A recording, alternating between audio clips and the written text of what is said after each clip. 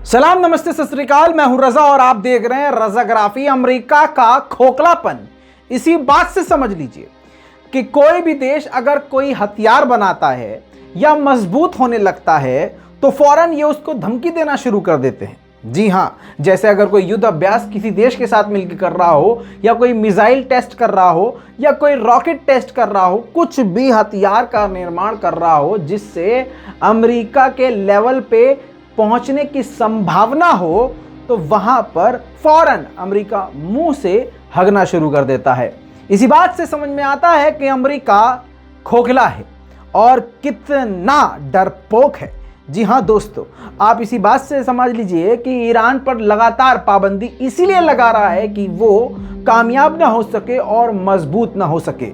इसी के साथ वेनेजुएला पर भी पूरी तरह से पाबंदी लगाई हुई है और आगे और भी धमकी उसको देता रहता है। हालांकि वेनेजुएला ने झुकने से मना कर दिया है।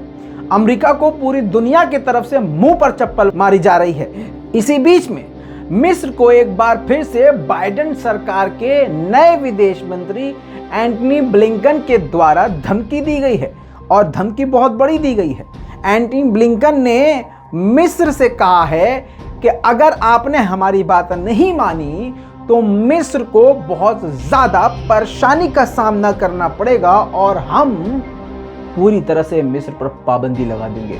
अमेरिका के विदेश मंत्री ने मिस्र के विदेश मंत्री सामेह से बात करते हुए धमकी देते हुए कहा है कि अगर रशिया से किसी भी तरह का हथियार आपने लिया, हालांकि मिस्र कई सालों से रशिया से फाइटर जेट सुखोई 35 विमान, लड़ाकू विमान खरीदने की चाहत रखता है, लेकिन जैसे ही बात आगे बढ़ती है अमेरिका घुस के अपनी टांग बीच में डाल देता है और धमकी देता है। इतना ही नहीं, अमेरिका ने अपने यूरोप के सभी देशों से ये आह्वान किया है और धमकी इनडायरेक्टली दी है कि किसी भी तरह से आप रशिया से किसी भी तरह का हथियार नहीं खरीदेंगे।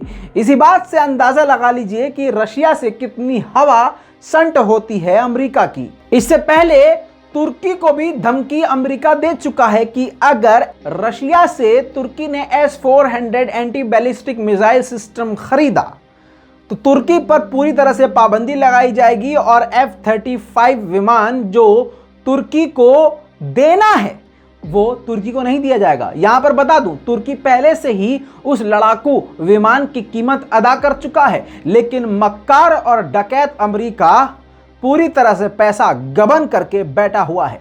दोस्तों, सिर्फ इसी बात से आप अंदाजा लगा लीजिए कि किस तरह का डरपोक किस्म का मुल्क है अमेरिका। खोखले ढांचे पे बना हुआ है अमेरिका। इस पूरी रिपोर्ट पर आपका क्या कहना है, अपनी राय कमेंट में जरूर दीजिएगा। लाल बटन दबाइए, चैनल को सब्सक्राइब कीजिए ताकि दुनिया की बड़ी से बड़ी खबरें कम से कम वक्त में और आसान जबान में आपको इसी तरह से मिलती रहें। जय हिंद।